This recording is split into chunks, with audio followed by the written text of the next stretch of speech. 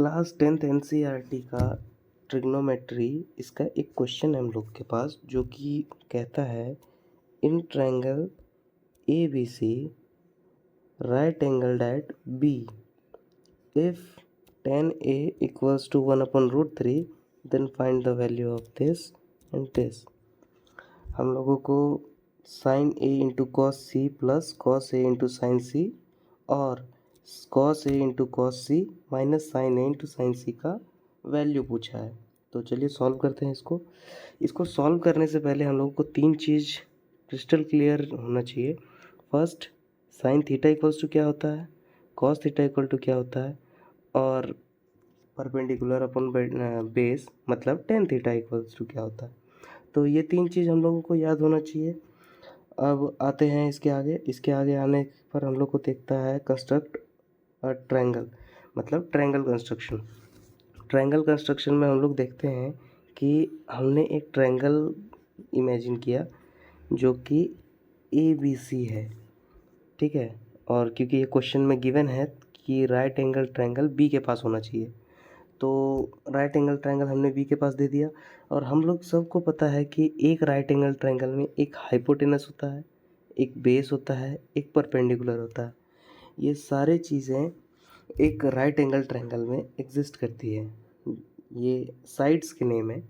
अब आगे आते हैं, हम लोगों को गिवन क्या था क्वेश्चन में, टेन ए हम लोग को क्या दिया था 1/√3। तो इसको हम लोग कंपेयर कर देते हैं टेन थीटा के फॉर्मूले से जो कि है परपेंडिकुलर अपन बेस। तो इस हिसाब से हम लोग के पास आ जाता है base equal to 1, sorry perpendicular equal to 1 और बेस इक्वल टू √3। हम लोगों को फाइंड क्या करना है, हाइपोटेनस हम लोग को फाइंड करने के लिए हमने एक थ्योरम पढ़ी थी जिसका नाम था पाइथागोरस थ्योरम, जो कि होता है hypotenuse equal to under root of perpendicular का होल स्क्वायर प्लस बेस का होल स्क्वायर।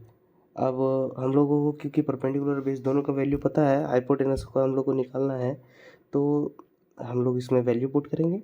वैल्यू पुट करते ही जैसे हमने 1 का होल स्क्वायर पुट किया, √3 का होल स्क्वायर पुट किया, तो 1 का होल स्क्वायर 1 ही होता है, √3 का होल स्क्वायर 3 हो जाएगा, ये दोनों ऐड होंगे तो 4 आएगा और √4 का वैल्यू 2 होता है, ये हम लोग सबको पता है।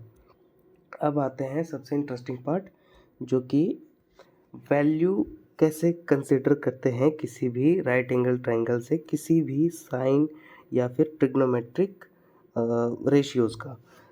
तो हम लोग पहले देखते हैं साइन ए। क्योंकि हम लोगों को यहाँ पर ए दिया है तो हम लोग थीटा ए के पास ही लेट करेंगे।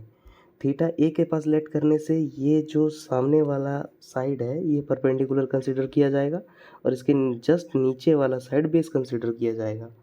तो क्योंकि हमने क्लास 10th में पढ़ा है कि base upon perpendicular upon hypotenuse होता है साइन थीटा। तो हम लोगों को क्योंकि साइन थीटा की जगह पे एंगल दिया हुआ ए, तो ए को हम लोग साइन ए को हम लोग लिख सकते हैं 1/2, क्योंकि 1 परपेंडिकुलर इस जगह पे परपेंडिकुलर 1 है और हाइपोटेनस 2 है, ठीक है।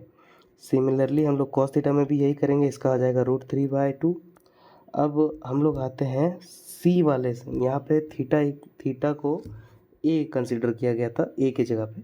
अब एंगल हम लोग थीटा जो है वो सी के जगह कंसिडर करते हैं, तो यहाँ पे परपेंडिकुलर ये बन जाएगा जो कि √3 था और बेस हम लोग का ये बन जाएगा। तो साइन सी इसका फॉर्मूला वही रहेगा बट वैल्यू चेंज हो जाएगा क्योंकि हमने एंगल चेंज कर दिया, तो साइड्स का मेजरमेंट भी चेंज हो जाएगा। तो परपेंडिकुलर हमारा √3 हो जाएगा, बेस हाइपोटेनस हम लोग का 2 हो जाएगा और कॉस सी भी सिमिलरली इसी तरह हो जाएगा, बेस हम लोग का 1 था और हाइपोटेनस 2 था। अब आते हैं सबसे मेन पार्ट जो क्वेश्चन में पूछा गया था। क्वेश्चन ये था कि हमको बताइए sine A into cos C plus cos A into sine C का वैल्यू क्या होता है।